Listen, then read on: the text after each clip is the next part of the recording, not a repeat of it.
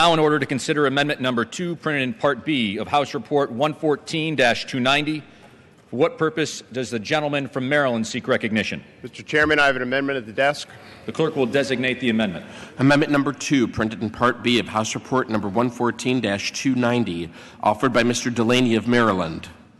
Pursuant to House Resolution 466, the gentleman from Maryland, Mr. Delaney, and a member opposed, each will control 5 minutes. The chair recognizes the gentleman from Maryland. Thank you, Mr. Chairman. Mr. Chairman, recent data suggests that climate change is accelerating, and as a result, the destabilizing effect it has on our environment is worsening. And to my mind, this is a clear threat to American prosperity and global stability.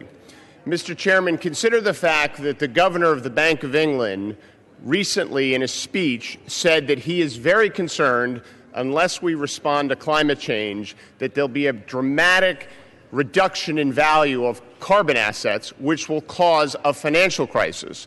As a country with the largest financial markets in the world, we should be concerned about that. Mr. Chairman, consider the fact that Citigroup recently put out a research report that said unless we deal with climate change, the effect on global GDP will be $44 trillion to the negative by 2050.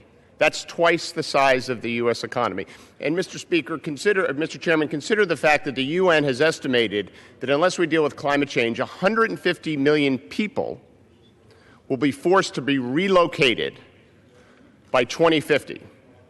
20 million alone in Bangladesh. Put that in the context of the fact that in Syria, we're seeing the effects of 7 million people being forced to be relocated. Again, Mr. Chairman, this is a clear threat to American prosperity, and the bad news is that our environment is worse. The good news is the technology is better for dealing with this problem. Consider the fact that as we have doubled the installed base of solar energy in this country, we have reduced the cost of energy by 23%. It's happened over the last several cycles of doubling solar, and people expect it to continue. This is occurring because of good old-fashioned American innovation. And while I believe there should be policy prescriptions from the government that effectively cost and price carbon, at a minimum, Mr. Chairman, we should agree that by investing in clean energy technology, we will reduce greenhouse gas emissions, we will lower energy costs for the American public, and we will increase national security.